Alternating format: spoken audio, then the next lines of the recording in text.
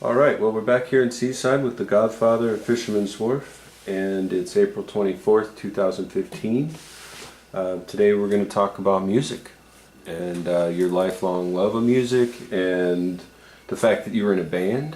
Yeah. But since today's Music Day, I was at a used record store recently, and I found something for you, a gift. This 45 record was made in 1951, and a little guy you might know, Frank Sinatra.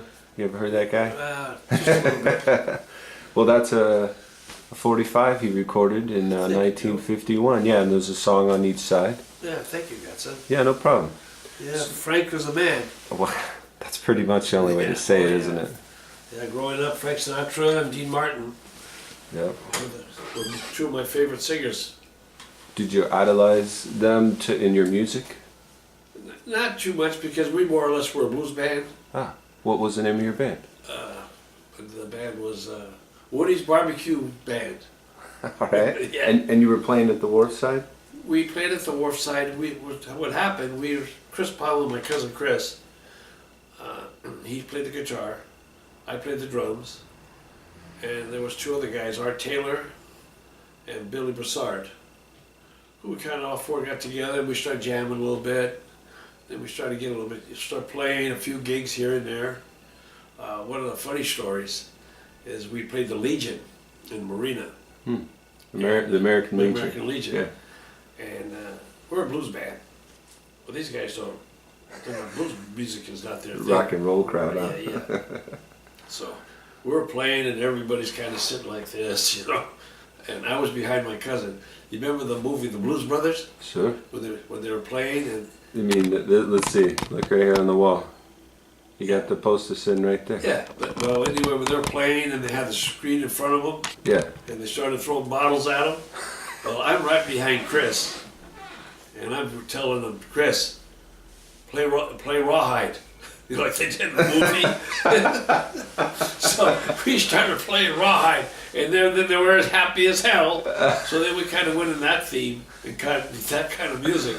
Oh my gosh, that is amazing. Yeah, it was funny. That's funny that it worked. And then we played the blues, and we played another bed races at Seaside Bed Races. We played those there, and we played a couple other places. But we were doing it more for fun because we would have starved if we had to do it for a living. So we used to have every Thursday night at the wharfside a jam session.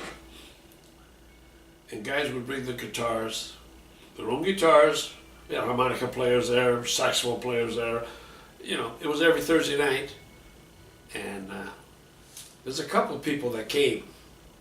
You know, they would come in, they'd hear the music, people would come in, because the bar was open, I'd be bartending, and then guys would sit in, different people would sit in, and they'd have a board, and you'd sign up to sit in, you know, what you played, and what, you know. So there was this one guy, and he was a bass player. He didn't have his guitar, but he used one of the bass players of one of the other guys. This guy was phenomenal. I mean, come to find out, he was a bass player from Chicago, played in the bands in Chicago. Nice. You remember his name by chance? I don't remember, Joe. I mean, this guy made the thing talk. It's unbelievable. And then, you know, like I said, a lot of people that would just come in would want to play. They were musicians. Sure. And there's two events. The other one was this woman that was, she couldn't have stood 5 foot tall. And man, you want to hear this lady sing? She had that band rocking behind her. And she was driving that band. And then we did it every Thursday night. It was fun. Once in a while I'd come out from behind the bar, you know, and Chris runs the bar for me and I'd go play. I'd sit in, play the drums. So that was some of our musical things. When was this, the band, when, like, what years? What year? Yeah. About probably, this is probably 2001 to 2005, something like that. We're only talking like 10 years ago. Yeah. No kidding. Yeah, not that long ago. Now my wrists are all shot, so I can't play no more. I have my full set of drums, but I can't use them. I'll give it to one of my grandkids.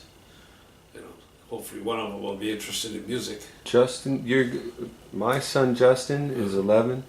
That kid, he's about to be 12, loves playing the drums. So maybe you could show him a thing or two. He'll be here. They'll be here this summer. Yeah, sure.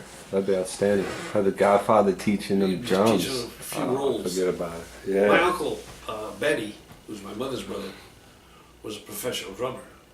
I mean, he played for years. Any particular bands? He would play. He used to play at Pebble Beach, at the Del Monte Lodge on Friday nights, and then there was a place downtown that was like a little jazz place, and he would play there mostly every night. So he was a professional drummer for a lot of years, and he worked with me a little bit when I first started. My first thing I wanted to play was the trumpet, and there was a friend of my uncle's that played with my uncle that ended up going to Las Vegas and writing a lot of music for the big bands. Nice. Joe Principato was his name. And he passed away now, Joe, but he gave me a trumpet to use, but I just didn't have the lung power. You have to have a lot of strong lungs. Sure. No, I like, I jammed with the band for a while in San Diego, and they had a trumpet and a trombone together, and that's such a beautiful mix. Yeah. The trumpet trombone. Yeah. I mean, sax is nice, but that totally changes the whole, Right. vibe. What kind of horns did you like to play with? Trumpet mainly? Yeah, trumpet. I tried the trumpet because Joe was a trumpet player. Sure. Joe Principato. And Principato? that was his last name. Such a great name. Yeah, Irish. Just fun to say. Yeah, Irish, yeah. Yeah.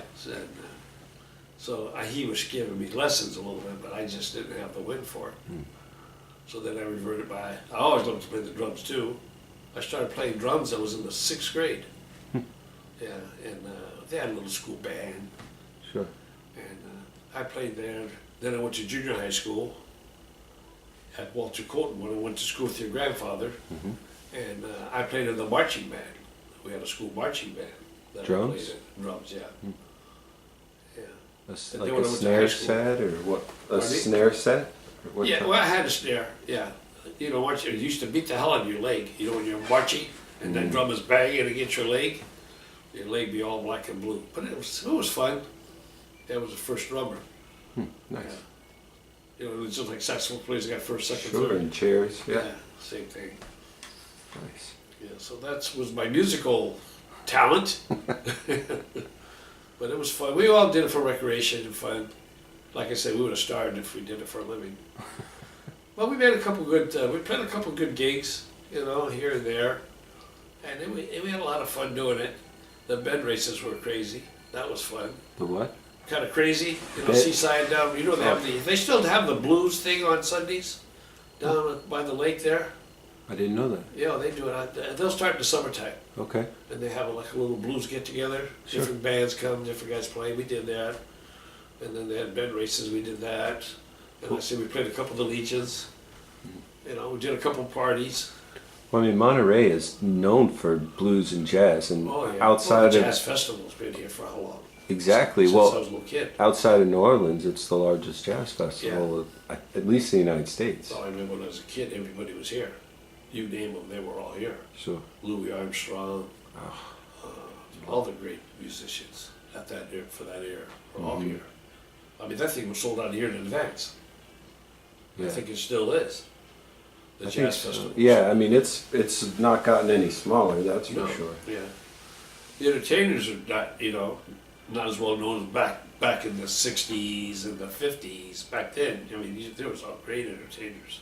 Well, sure, but I mean, that was the heyday now of that it's a different, style. at that time. Yeah, now you have more or less a lot of blues players, things like that. Where back then it was all jazz. And they told me I'm more of a jazz drummer than a rock and roll drummer. I got that jazz. You know, I found something out recently. Jimi Hendrix, for his music he played, he actually wanted to be and was a blues player and wanted to focus on the blues, and he kind of got directed into, Well, that's like Eric Clapton. Eric Clapton, he loves the blues. He'd rather be a blues. That's his favorite music is the blues. Yeah. Well, I mean, and you could hear it when he in his music. Because he's always got all his songs have a little bit of that blues count to it. But yeah, those were fun times. Yeah. Yeah, play Rawhide, Chris. That's just that's so funny. It's so funny. You pull something out of the Blues Brothers movie, and it works. Yeah. It's brilliant. It came right to my head in that movie when those guys were throwing beer bottles at us. Chris started playing Rawhide, and he started laughing, and he started playing dum dum dum dum dum dum dum. Yeah. So, yeah. Beautiful. So that was my musical days at the wharf side and playing around town. Well, thank you very much. It was more a hobby than anything else. No, I know. You would have starved. I believe you. We got to be pretty decent. I mean, we get people, they'd get up and start dancing, so it couldn't have been too bad. Well, I mean, like these places serve alcohol, right? Oh, yeah. The more they drink, the better we sound. That's what Chris used to say. Keep sucking them down because the more you guys drink, the better we sound. That's my cousin Chris Bob.